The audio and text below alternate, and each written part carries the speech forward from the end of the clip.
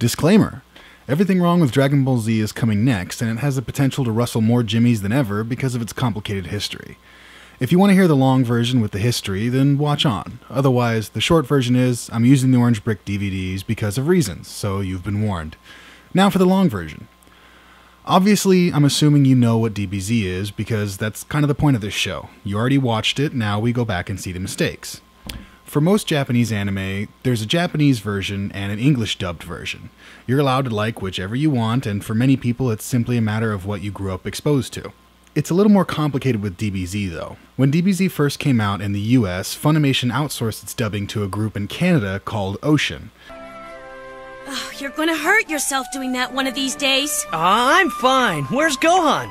They dubbed the first about 65 episodes, which were aired on American television.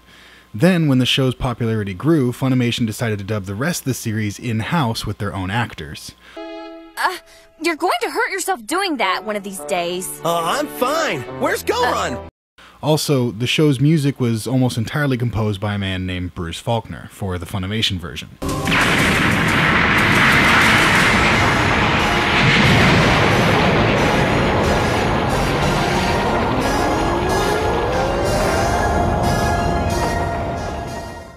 This wouldn't be a problem except when we get to the present, where Funimation released a DVD box set known as The Orange Bricks, in which they redubbed the first 65 episodes with the in-house cast and cropped the original footage to fit widescreen.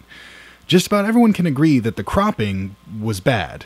A more pure version was released called the Dragon Box, which didn't crop the footage but removed the Bruce Faulkner soundtrack and put in the original Japanese music under the English dub.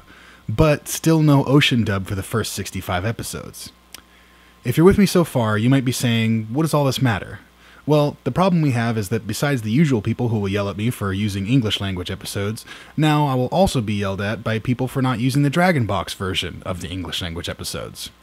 So, with all that info, here's my reasoning. The Dragon Box set was only printed on a limited run, which means they no longer make them, so buying them on eBay is a nightmare.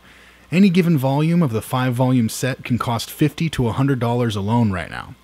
I don't have $500 to spare.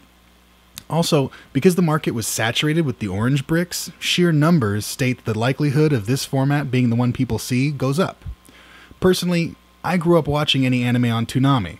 The version of DBZ I watched as a kid was Ocean dub for 65 episodes with the Ocean music, then Funimation dub for the rest, with the Bruce Faulkner music, on top of the entire series being edited down for TV.